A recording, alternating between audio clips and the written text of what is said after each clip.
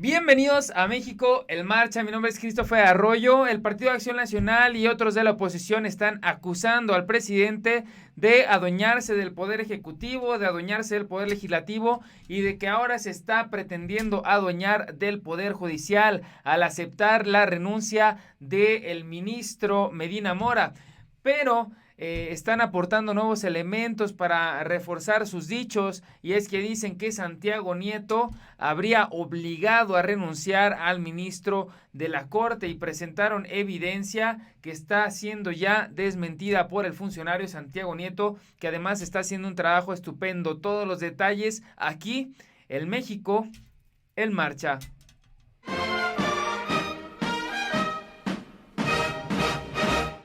Bienvenidos a México en Marcha. Mi nombre es Christopher Arroyo. Si no te has suscrito al canal, te invito a hacerlo en este momento. Pues como ya te platicaba y como ya conoces a esos de la oposición, se la pasan haciéndose historias en su cabeza. Están inventando que el presidente se adueñó del poder ejecutivo, están inventando que el presidente se adueñó del Congreso de la Unión o el poder legislativo, y están ahora inventando que pretende adueñarse del poder judicial. Todo esto porque el ministro Eduardo Medina Mora habría renunciado, y el presidente Andrés Manuel López Obrador aceptó esa renuncia. Lo que no están diciendo los de la oposición es que se le detectaron movimientos muy extraños al ministro que acaba de renunciar. Se le detectaron millones de pesos en cuentas de Estados Unidos, en cuentas de Inglaterra, y también la Unidad de Inteligencia Financiera de la Secretaría de Hacienda y Crédito Público detectó movimientos ilícitos que podrían señalar o que podrían sugerir lavado de dinero. Y fue por estos movimientos que el funcionario Santiago Nieto congeló las cuentas del ministro Eduardo Medina Mora. Pero esta situación se dio después de la renuncia, no antes como la oposición está diciendo, porque están diciendo que le dijeron, ¿sabes qué?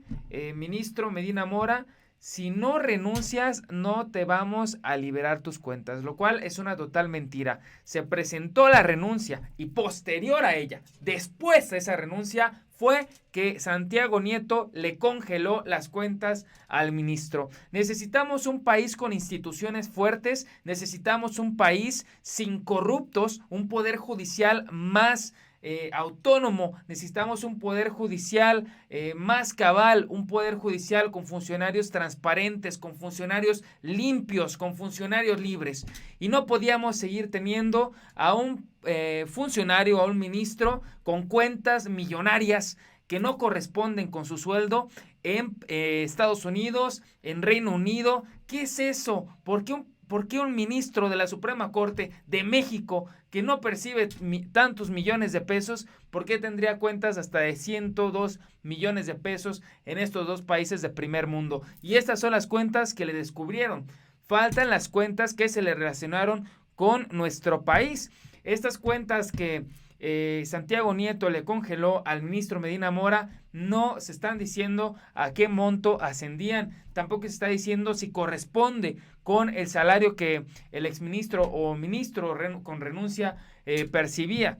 Lo cierto es que este congelamiento de las cuentas se dio después y no antes, como están acusando esos de la oposición, que todo están criticando, pero no se ponen a construir un mejor Estado de Derecho, no se ponen a construir por la gente, por primero los pobres. Les interesa un bledo lo que pase en el Poder Judicial, siempre y cuando ellos tengan el poder. Y fue que por eso contrataron a Medina Mora para proteger las tranzas de esos que venden facturas, para proteger las tranzas de Enrique Peña Nieto, para proteger las tranzas de Emilio Lozoya, de Juan Collado, y ahora que les tiran pues a este ministro corruptazo, según apuntan todas las investigaciones, ahora que se los tiran se ponen a llorar y se ponen a defenderlo, cuando el propio ministro no ha sabido salir en defensa propia, no ha salido a aclarar la situación. El que debería declarar la situación es el ministro, que además es abogado y puede defenderse solo. Tiene que encarar a la justicia, tiene que encarar a los medios y explicar la situación paso a paso y detalle a detalle. Y tenemos un silencio muy sospechoso del ministro que no ha explicado ni los porqués del dinero, ni los porqués de esta investigación que le está realizando Santiago Nieto, ni los porqués de su renuncia. A él es el que le corresponde aclarar, no al PAN, no al PRI, no al PRD, no a nadie, ni siquiera a la Coparmex, que ya también su hermano salió en su defensa. Que salga él, que dé la cara a todos los mexicanos que nos sentimos agraviados por su pésimo servicio a la nación, por su pésimo servicio, para empezar, en los gobiernos de Vicente Fox, por su pésimo servicio en el gobierno de Calderón y por su pésimo y corrupto servicio en la Suprema Corte de Justicia de la Nación. Así que sin más ni más, vámonos directo con la información que te platicaba. Esta nota la puedes encontrar en Aristegui Noticias y en distintos medios.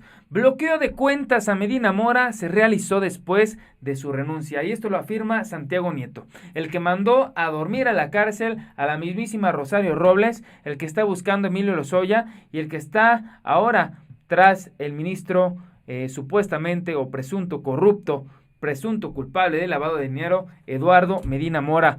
Por el procedimiento se descongela cuando hay derechos de trabajadores, accionistas o proveedores, asegura. El hecho del descongelamiento no pudo ser un mecanismo para que dimitiera, sostiene. El titular de la Unidad de Inteligencia Financiera, Santiago Nieto, salió a aclarar el bloqueo y desbloqueo de cuentas de Eduardo Medina Mora, revelado este jueves por el columnista Mario Maldonado de El Universal. Hay que estar muy atentos a Mario Maldonado. Este periodista siempre publica información atinada. Lástima que a veces sea con cierta carga que beneficie a la oposición. Pero en fin, la información es información. Así que hay que estar pendientes de este señor. A través de Twitter comentó que en todos los casos la Unidad de Inteligencia Financiera solicita el congelamiento y descongelamiento de cuentas. Por procedimientos se descongela cuando hay derechos de trabajadores, accionistas o proveedores. Lo hemos hecho infinidad de asuntos. Siempre se hace coordinadamente con la CNBV y de acuerdo con los tiempos de las investigaciones. Comisión Nacional Bancaria y de Valores, para los que no conocen estas siglas. Es importante precisar que el bloqueo de las cuentas bancarias al exministro se realizó después de su renuncia. Después de su renuncia. Para quienes no les quedaba claro, una vez más, después de la renuncia de Eduardo Medina Mora. No antes como medio de coacción. Por lo que lógicamente no pudo ser un mecanismo para que dimitiera, afirmó Santiago Nieto. Y dice, en todos los casos, pues esto ya te lo había leído. Después, esto lo aclaró en Twitter para ponerlo en conocimiento de todos los mexicanos. Previamente, Maldonado aseguró en Aristegui en Vivo que se bloquearon y se desbloquearon las cuentas relacionadas a Eduardo Medina Mora en las horas clave en que renunció a la Suprema Corte de Justicia de la Nación. Mi columna periodística dice, el pasado jueves 3 de octubre, apenas unas horas antes de la renuncia en la oficina de Santiago Nieto, salió el requerimiento con el que se solicitaba a la Comisión Nacional Bancaria y de Valores incluir en la lista de sujetos bloqueados a 11 personas físicas y morales relacionadas con Eduardo Medina Mora.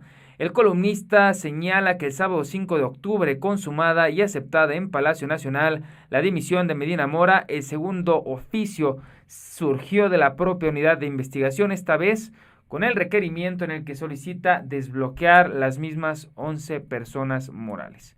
Pues aquí está ya la explicación por qué se bloquearon y por qué se desbloquearon. Se bloquearon por una investigación que estaba en curso de Medina Mora y se desbloquearon por el mismo procedimiento cuando había que pagar a proveedores, a trabajadores, entre otras obligaciones que había contraído pues el sujeto que es investigado.